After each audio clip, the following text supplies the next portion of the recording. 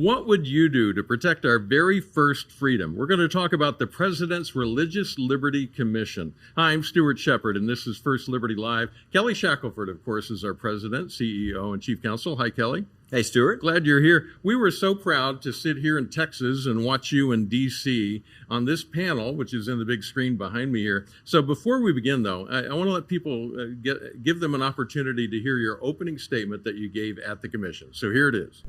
Yeah, by God's grace, we live in the greatest country on the face of the earth. And the reason for that is how we were created, by people fleeing other countries, coming to this country for freedom. And not just freedom, religious freedom.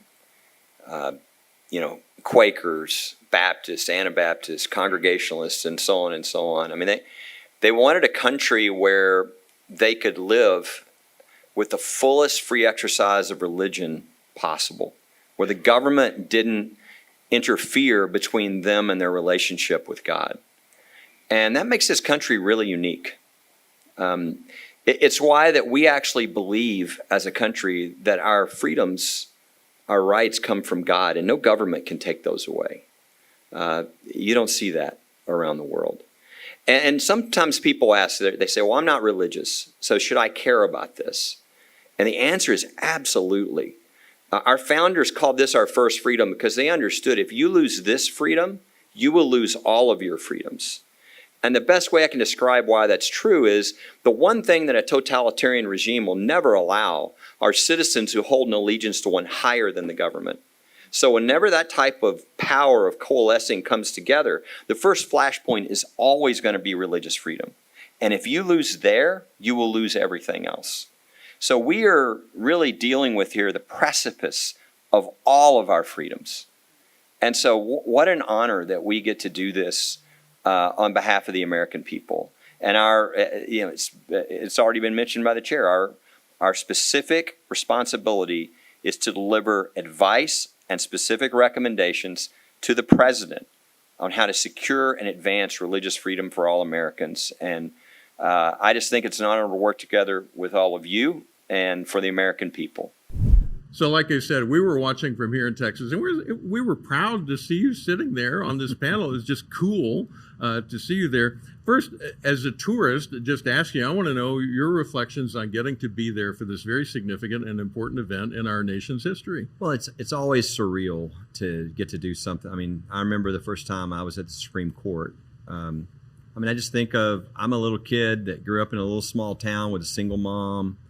And it's just the American story, right? I mean, God can put anybody anywhere. And what an honor to get to not only represent First Liberty and religious freedom, but really our mission is very specific, and we're representing the American people. I mean, we are required by law on this commission.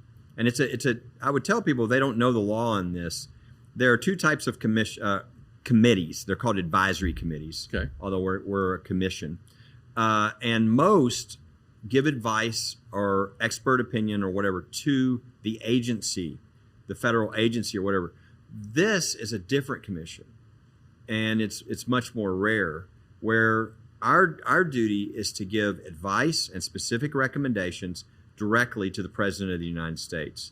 In this case, on how to best secure and advance religious freedom for all Americans. So what an honor to, that's what we exist for as First Liberty, is to fight for that religious freedom for all Americans. Usually we're fighting the federal government or fighting the state government or the school district or the whatever government official. Yeah. This time they've invited us in to say, hey, how can we best, what are some things we can do to really make a difference long-term on religious liberty? And that's a real shift. I mean, from what we've been seeing out of D.C. in recent years, it's almost unsettling how much of a different shift it is, because they're even talking about trying to fix anti-Christian bias in the government. We wouldn't have heard that even a year ago. No, it's, there's a couple of things going on at the same time, right? I mean, we've won these huge, really landscape-changing Supreme Court decisions on religious liberty.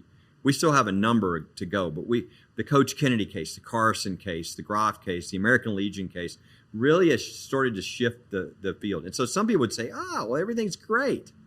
It's like, no, the attacks are as vicious and plentiful as ever before. An example, I mean, look at the administration, the last administration. 23 people put in jail for praying outside an abortion clinic, right?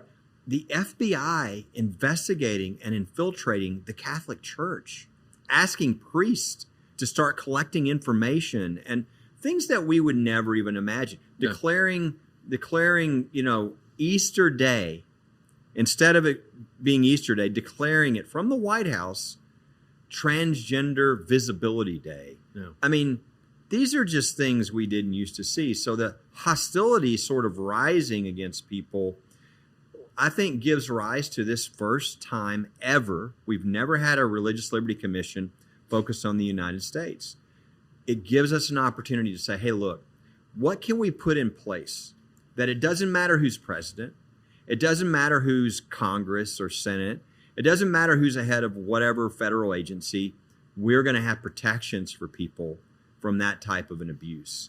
And it's a great opportunity. It's like you say, we've gone to some really dark type things on religious liberty to some real opportunity now to make sure that in the future, Americans don't have to go through what Americans have had to go through, and including in our cases that are still going 13 years later, right? I mean, that's not religious freedom, even if you win, if you're persecuted for 13 years and you finally, quote, win. So this is a great opportunity for us to do something about that. This was the first meeting of the whole commission at the very beginning of this whole thing, which is going to go for a year, as you mentioned. So this sets the tone and the message for what this is all about. So I want to talk to you about what was talked about all day on the day that this met. There was, first of all, a lot of discussion about the founders and the founding. What is it that sets America apart from the rest of the world? Well, we're so rare. I mean, please name me another country that was founded really mainly for the reason of providing religious freedom from people who were escaping other countries where they're being persecuted. Yeah. That's just not the history of other countries. It is our history. And so the first freedom, the first two clauses of the First Amendment are both about religious liberty. And it's why our founders understood that this is so important to all your other freedoms. So that makes us rare. And I mean, even this whole aspect that we don't think that the government gives our freedoms, therefore they can't take them away. That's kind of an invitation to rebellion. Yeah. That's not something you see in other countries, but it's really American. It's like, you can't take this away from me because you didn't give it to me. You have no authority here. This is a God-given right. I mean, look at the Declaration of Independence and what it says. It talks about these unalienable rights. And then the next sentence is, to protect these rights, we have formed governments. Okay, so they're there just to protect them. They can't take them away. Right. Again, very unique in our country and who we are and that whole spirit of freedom that we have. So it's something to be proud of. It's something that you don't experience in other parts of the world. And, I'll just say this as a person of faith, I have a stewardship responsibility. We have a stewardship responsibility to protect what we were given by God. I mean, this is unique. And, what we don't want is our children or our grandchildren to curse us because we didn't take care of the gift we were given and pass it down to them.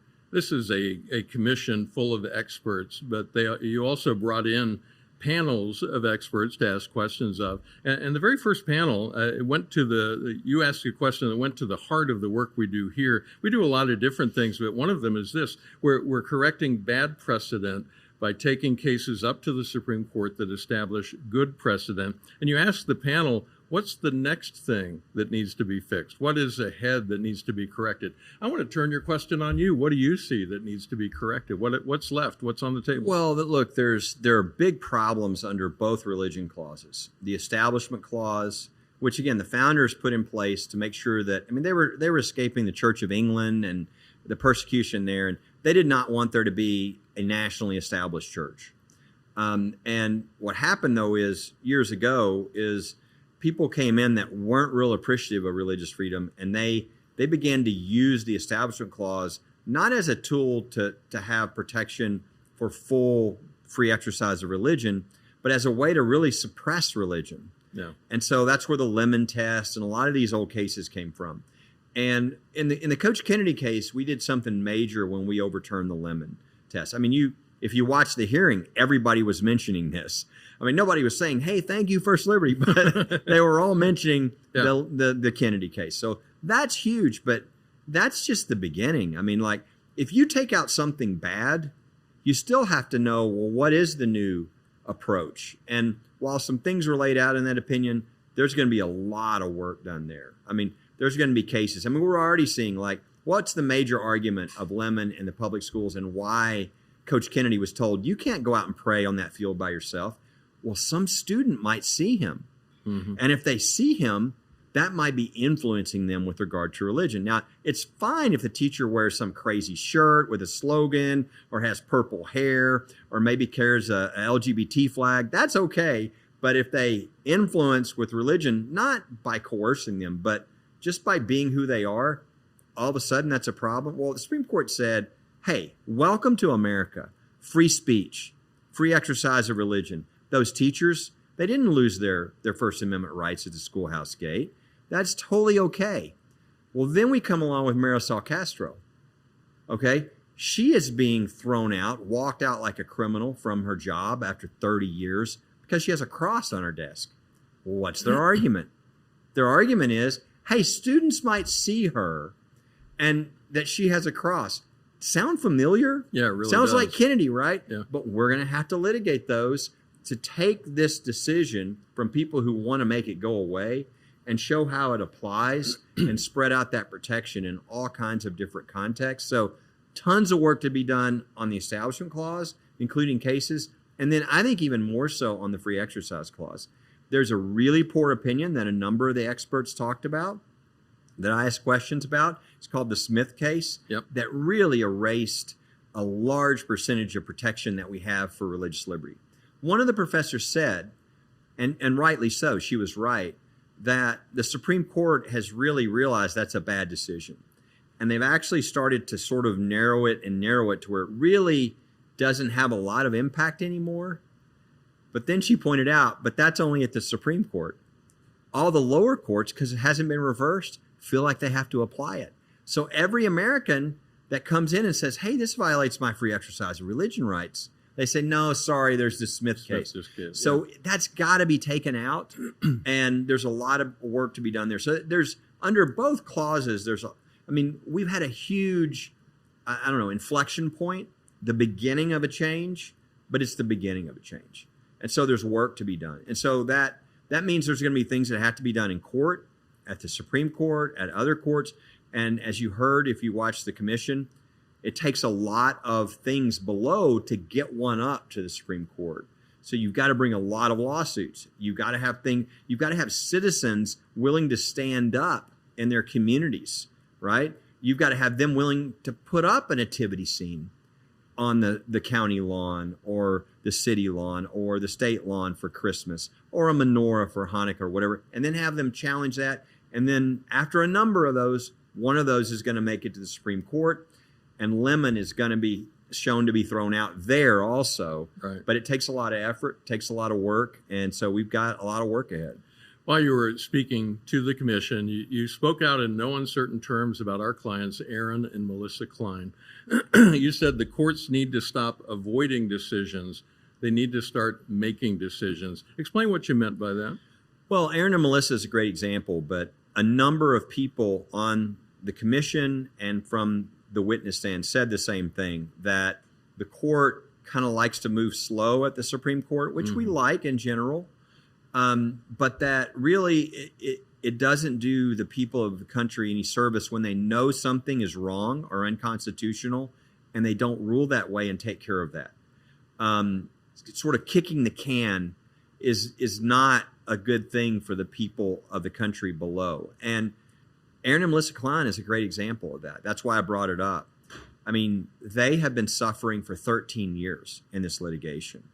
Again, for people who don't know, Melissa, they had a bakery. They were going to pass this to their kids. Melissa did customized wedding cakes. It wasn't the main part of the business, something she would do. Right. But she would do it out of her faith. She would try to find a scripture verse or something about the couple And then she had a same-sex couple come in and say, we'd want you to do one for our wedding, which, by the way, was illegal at the time in Oregon. Mm-hmm. And she was very sweet. She's a sweet person, and said, I'm sorry I can't do that because of my faith, but let me give you some people who will do it for you. And the next thing she knew, there was the state was coming after her, $135,000 fine. Yep. Their bakery was bankrupted that they were going to pass to their children, death threats against their children. Yep. And for 13 years, Aaron and Melissa have been in litigation. We've been up to the Supreme Court twice now. The first time, the Supreme Court overruled what they did below in Oregon and said, no, we're going to vacate the decision. Why don't you redo this in light of religious freedom? And Oregon has really drugged their feet on releasing opinions on this case, which is part of what's pushed it so many years into the future. Well, and what did they do the first time? They said, well, we know our commission was religiously discriminatory in what they did and said, so we're going to wipe out the fine, and we're going to send it back to the same people and say, go ahead and do a redo on whether you think there should be a fine. They come back with another fine. Yeah, Shocking, right? They're setting the price for not complying with what the government wants you to do. Yes. They're saying it'll cost you this much. Yeah, and then we go back up, and the Supreme Court said, no, we're vacating this decision too. Right. And now we've been waiting years for that decision. So 13 years, up twice. The Supreme Court just needs to tell them this is unconstitutional. Yeah. This violates free speech. It violates free exercise of religion. We don't do this to citizens in the United States. But because they haven't acted, it's created a lot of suffering. And not just for Aaron and Melissa, but for everybody else who's trying to run their business according to their faith. So that's what we were talking about when we had that discussion in the commission. Needs to move along. I want to see them win and just have a final end to that case because they deserve it.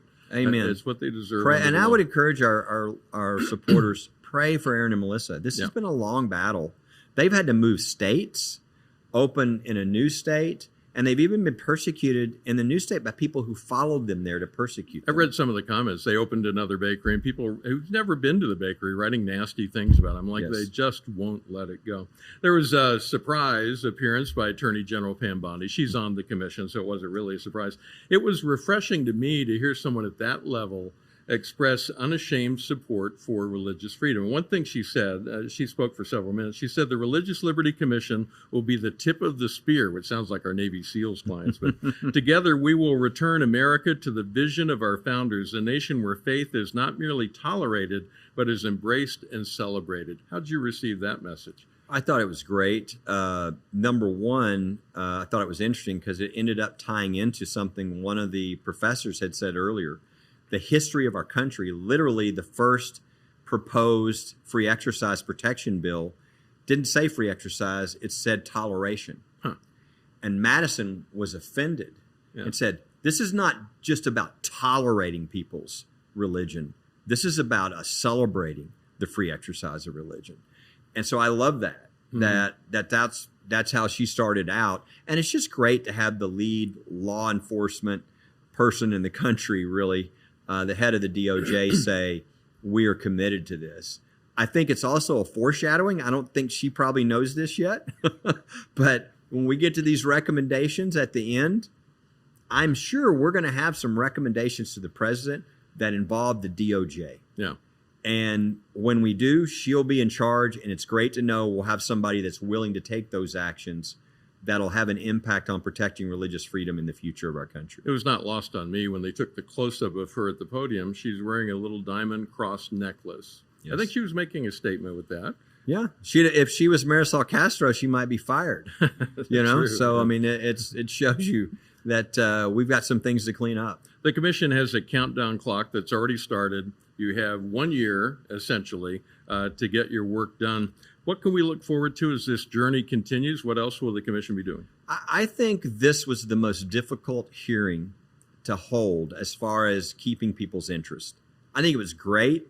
You know, you got a lot of people that maybe love the history of religious freedom like we do, and maybe they want to listen to every bit of it. Yeah. But I think the average person is not going to sit and listen to professors and scholars and people talk about As good as they are. Yeah, and I thought, I mean, people said this was and it was fabulous because it was structured really well. The chairman of the committee Lieutenant Governor Dan Patrick is very experienced. I mean, he's the head of the Senate in Texas, and so he's used to holding hearings. Yeah. And so a lot of wisdom was done in how it was done. So if you'll notice, the professors didn't go on for 30 minutes or an hour. You know, they had 10 minutes. And then it was the Q&A, which kept it lively for everybody. So I thought that was great. But I think that the next hearings are naturally going to be electric because they're going to be on subjects. So like I have my suspicions about some future hearings and what they should be on, and I've made my suggestions, but I don't think it's been decided. But it would not surprise me if the next hearing is not on parental rights. Bring kids, parents, with real situations where the government is interfering with people's religion and their right to direct the upbringing, the moral beliefs of their own children. Because we're seeing these cases. We have our own case, Encinas, the Encinas family, which is an example of this. We've got school districts where people, where they're transitioning people's children without telling the parents. Just some horrible situations, and that is a religious freedom right that needs to be well established. Think of all the healthcare situations we've had, the hundreds of thousands of people who lost their job because of religious beliefs about vaccine mandates and how that should be taken care of. Think about the military. We could have a whole hearing just on the military, and we'd have not only the Navy SEALs and their situation, but we could have chaplains, and maybe we'll even invite the Secretary of Defense, and maybe he'll show up. So I think these hearings coming up are going to be naturally much more fascinating to people and real. They're going to be human, and I think it'll be something that people will definitely want to watch. And I think it's going to be an opportunity for us to get a lot of good information, some creative ideas on things that we can propose, because that really is our job at the very end of this, is to make really specific recommendations to the president. Yeah, and of course, that'll be in the news. We'll also report it through our channels here. So if you follow our social media or if you subscribe to our First Liberty Insider newsletter, we'll let you know. Email update comes out every Friday. We'll let you know about those upcoming meetings. Kelly, anything else you want to share about the commission? And then we'll wrap this up. You know, the only thing I would say is, obviously it's an honor to be there, but I just, sometimes I don't think the supporters of First Liberty realize that they were there, right? I mean, the only reason we were invited to be a part of this is because of the work we've been doing for many, many years. Mm-hmm.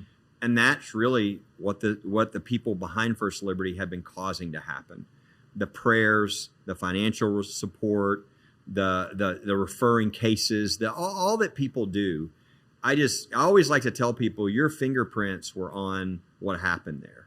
Whether people know it or not, you were involved, you were seeing it. So I hope that people will realize if they're there, they can, you know, these are things people come to. There were some supporters in the crowd that actually were there. Cool. But then other people, we told them to, but they sent in, hey, here's something I would like the commission to consider. But even if you don't do any of that stuff, I just want you to know you're sitting with me. I mean, this is us, and it's a great opportunity. And the prayer I would ask for people, because this is really the prayer I've had, is God has given us a really unique opportunity. Lord, don't let me screw this up.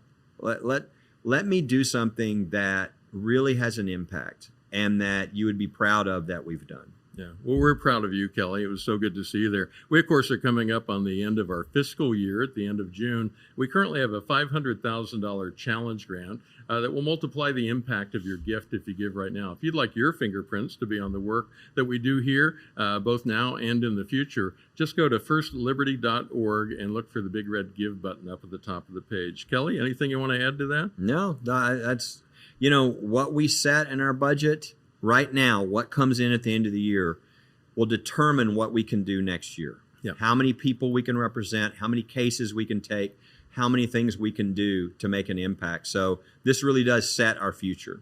Very good. Kelly, so good talking to you. Glad you got to be part of that. We'll be watching the future ones as well. And we will put a link to the full day if you want to watch the whole thing or skim through the parts that interest you. We'll put a link to that in the text that goes with this video down below. First Liberty is fighting for what matters most.